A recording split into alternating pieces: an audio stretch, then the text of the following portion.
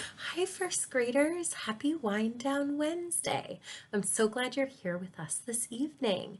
Find someplace cozy to sit and we will get started.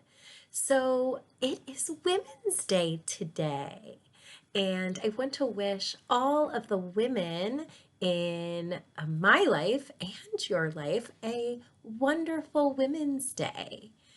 This entire month, we are celebrating Women's History Month, and each day we're taking some time to learn about an influential woman. Today, we learned about Jane Goodall. I want to thank the student who created this drawing for me. The quote says, "The least I can do is speak out for those who cannot speak for themselves." Jane Goodall used her voice to make a difference for chimpanzees. We started to read about her today in class, and we will continue to read about her life and the difference she has made tomorrow. Who are some women in your life who make a difference for you? We've also started to learn about St. Patrick's Day traditions. The other day, we spent time discussing why we are so lucky. We talked about how the word lucky is similar to the word thankful. And many students in class mentioned women in their life that they feel lucky to have. I wanted to spend some time telling you about the women in my life that I'm so thankful for.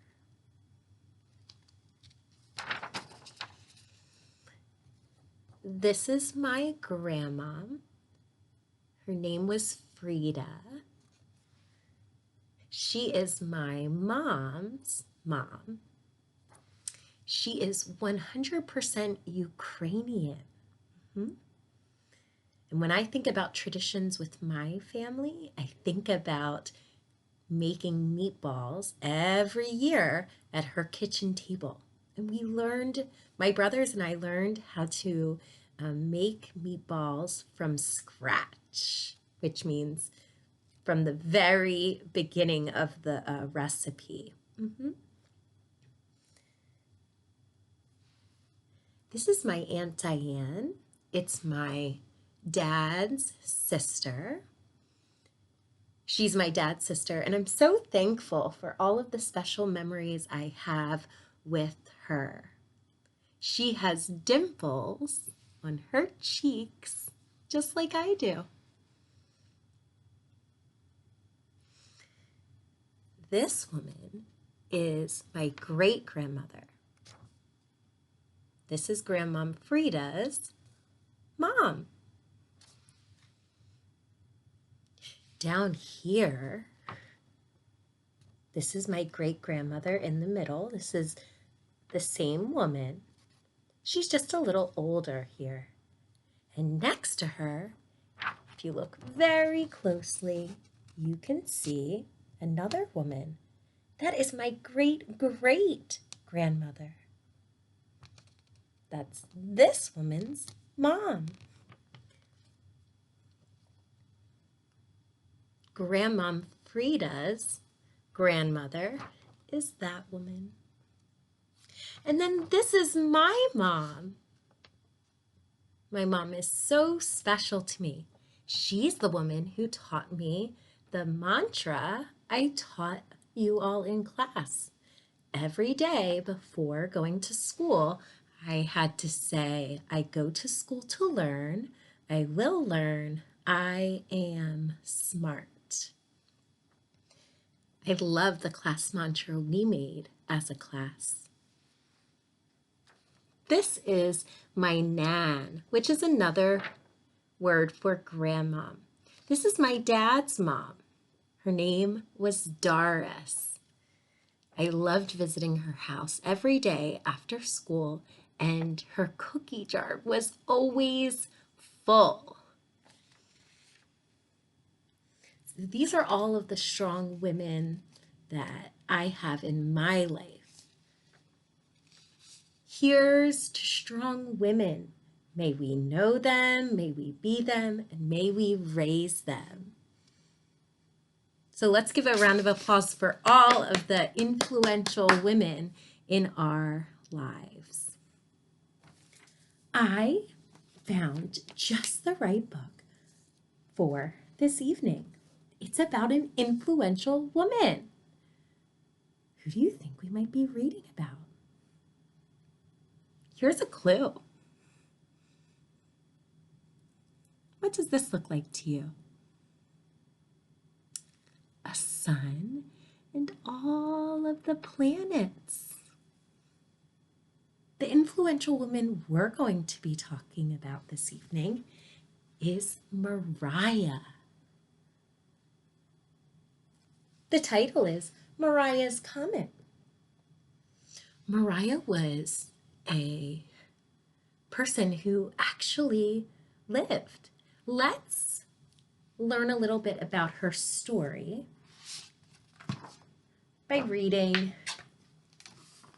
the back cover. If you'd like, you can pause the video and read it yourself, or you can listen to me read it to you.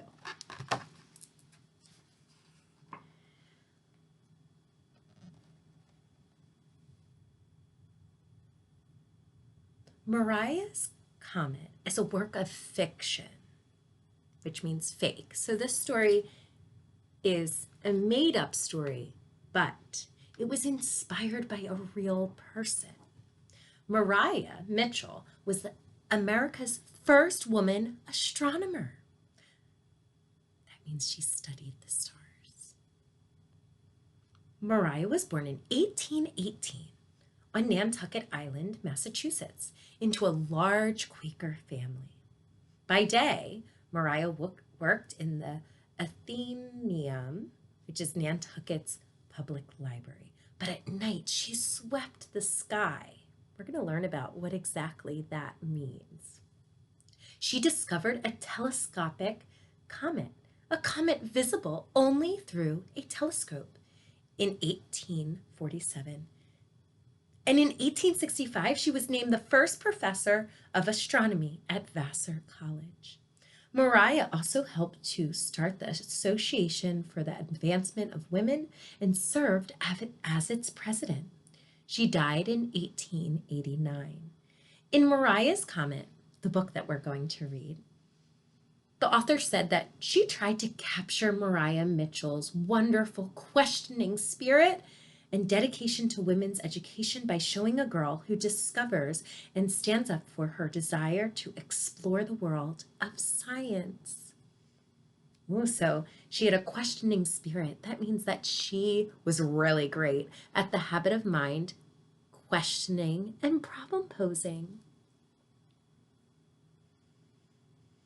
But unlike most girls of her time, the real Mariah actually grew up in a family that encouraged all the children, boys and girls, to study science, mathematics, and astronomy.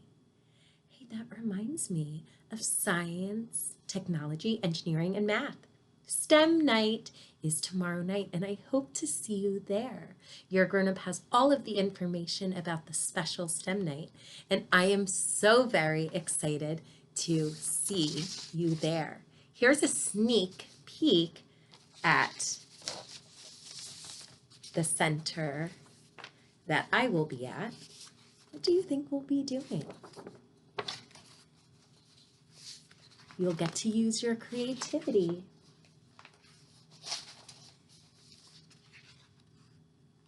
I can't wait. So Mariah's father taught her all he knew about astronomy and supported her career. Mariah grew up to be a well-known scientist, but just as important, she was a dedicated teacher and mentor. A mentor helps someone who is interested in doing what someone else has already done and is being successful with. Mariah Mitchell was a role model and a leader at a time when many people believed women should not have careers, be scientists, or even go to college. When Mariah was a girl, only 7 planets were known. Neptune was discovered during her lifetime in 1846, but Pluto was not detected until 1930. Whenever I hear about the discoveries astronomers are making as they sweep the sky with giant telescopes and send probes to other planets, I think about Mariah Mitchell. How excited she would be. That's how the author feels. Let's get started reading. Mariah's Comet by Deborah Hopkinson and illustrated by Deborah Lanino. We will read more of Flat Stanley next week. Let's take a break from that story to learn about Mariah's Comet.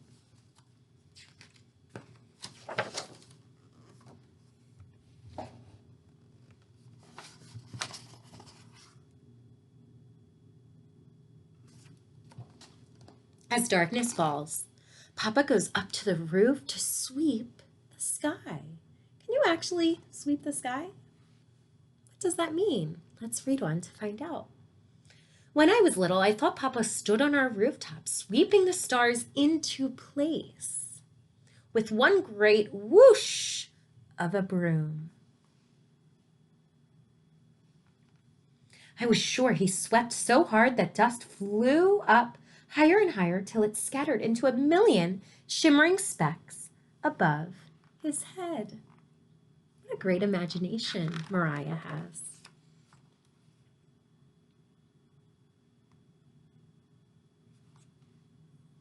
But now I'm old enough to know Papa is an astronomer who sweeps the sky with a small brass telescope, moving it slowly over the seas of stars like a sailor scanning the waves.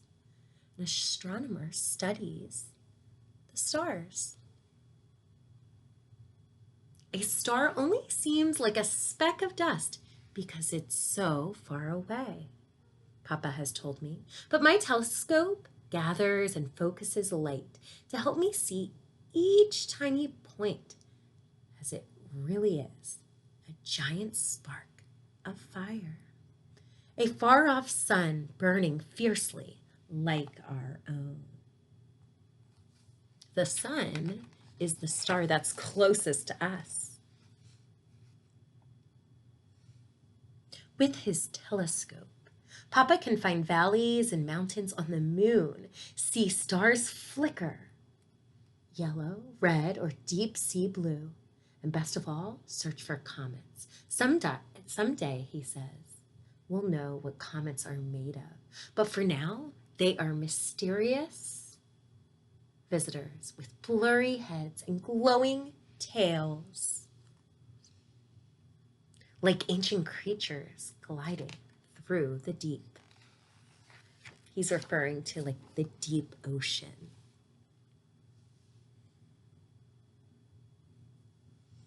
While Papa sweeps the sky, I stay below, pushing my straw broom to and fro.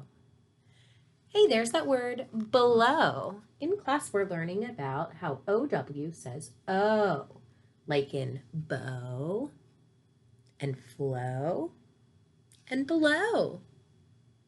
Do you remember what 2 vowels come together and say O? Those 2 vowels are in full oat, float, and boat, boat. OA says O. Sometimes I stop to look out the window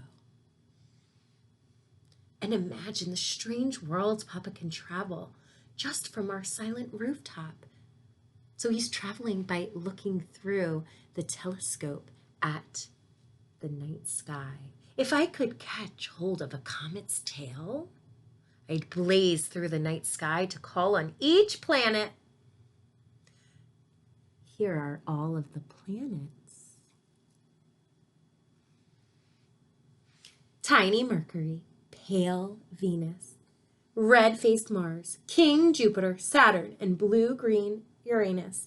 In the cold darkness far from the sun, I might even discover a new planet or two. Then I'd circle warm Earth with its oceans of blue and streak off into the blackness once more.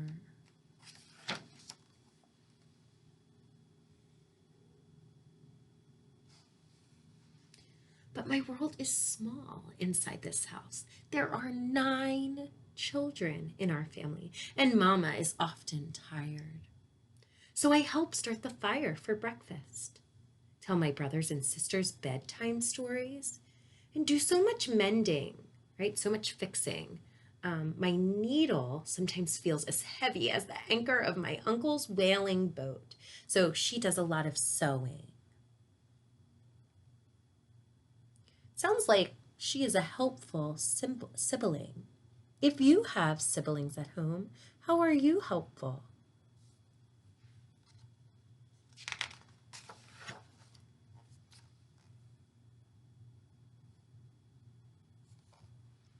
Whenever I can, I break free from my chores. Andrew and I climb to the attic, spread the old atlas out upon the floor, and imagine we're explorers in faraway lands. An atlas shows maps. Then we open Grandpa Coleman's sea chest to find shells, scraps of silk, a single stone of jade, and spin yarns about the fierce storms we braved to bring our treasures home. So they use all of these things that are in the picture, and they use their imagination while playing. Our attic hideaway is a treasure trove of books, too. Andrew likes tales about sailors best. What kind of books do you like best? It was so much fun walking around the book fair today, and I hope you had some time to show your family all of the special books you brought home. But I love stories of early astronomers. Copernicus, who tried to prove a new idea that Earth and all the planets circle around the sun. She also likes proud Galileo, who first used telescopes to look at the sky. That sounds like fun. Through them, he discovered mountains on our moon and the 4 great moons of Jupiter. Did you know that Jupiter has 4 moons? Can you see the moon in this picture? Point. Now Andrew wants to leave Nantucket Island and sail away to the places we've imagined. We talk a lot about our dreams in class. Andrew, who is Mariah's brother, wants to make his dream a reality. He wants to persist and make his dreams come true. So one night, as clouds race fast across the sky, I spy him slipping out the gate. He's leaving. I chase him to the harbor and beg him to stay, but he only shakes his head. Come with me, he says. Let's explore the world together. So he would like to go and see the world by boat. Here she is seeing a boat or a ship in the night sky. I turn his words over and over. That means she's thinking about his offer to go with him. She's thinking like an otter trying to open an oyster shell. An otter, imagine an otter a sea animal trying to open up something challenging. It's spinning and spinning.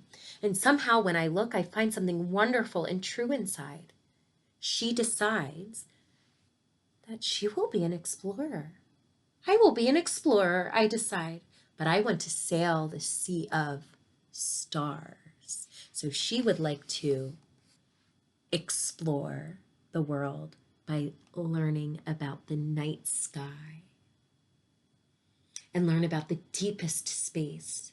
Maybe someday I'll even find a comet.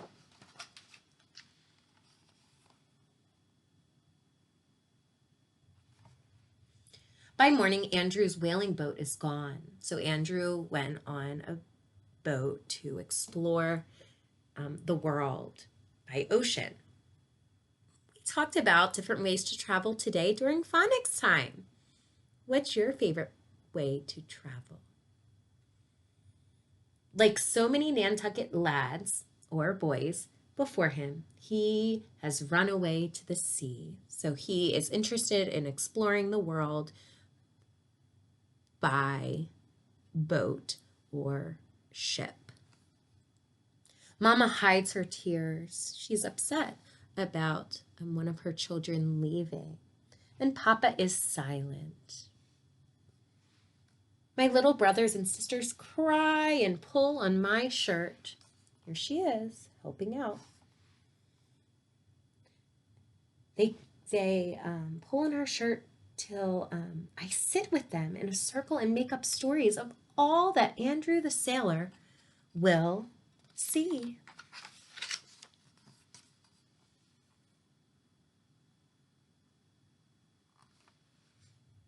Then, after supper, Papa takes the whale oil lamp. There it is. And starts up to the roof. Sometimes, even a few steps can be as hard to take as a journey to a distant land. But now it's my turn. So I grip the handle of my broom. There she is, gripping the handle of the broom. And make my voice as strong. And she says, "Let me come with you, Papa. I want to sweep the sky." So she used a loud leader voice. We practice using loud leader voices in school. Papa stops. Put your thumb up if you think he will let her. Join him.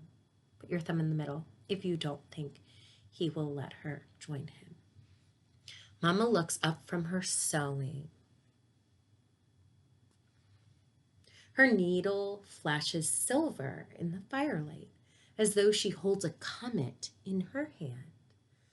I am afraid they will say no, afraid they will say a girl should only look through the eye of a sewing needle. Most women at that time spent a lot of time sewing instead of spending time wondering and studying all about the night sky. But perhaps they can see I need more, and that in my heart I have already set out. She's already so passionate about the night sky.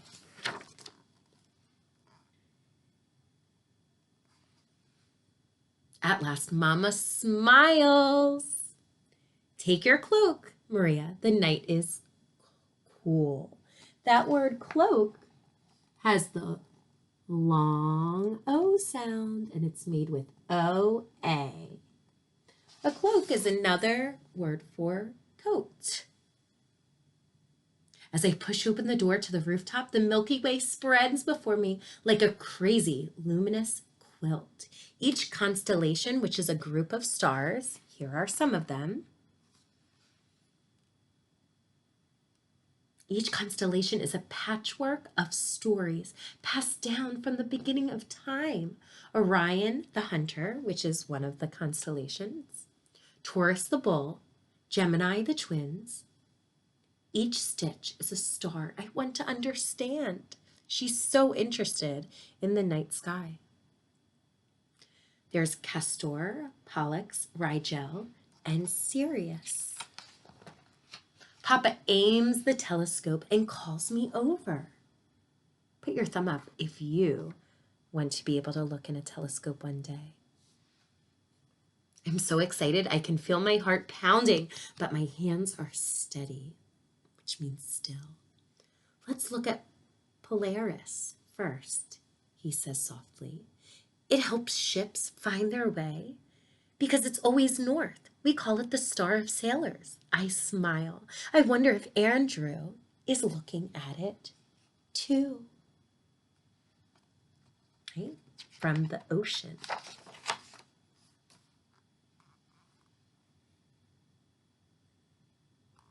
The brass telescope gleams or sparkles in the darkness. When I put my eye to it, everything else disappears. At first, I don't see anything. Suddenly, a star bursts into view. It is only one bright spark, but it lights my heart. It is only one star far away, but it seems so close I can reach out and touch it. I can take hold and follow. I can go wherever it takes me. So she's getting to see a comet. Thank you so much for reading Mariah's Comet with me this evening. And I encourage you to share with the women in your life of why you are so thankful for them. I'm excited to see you tomorrow. Good night.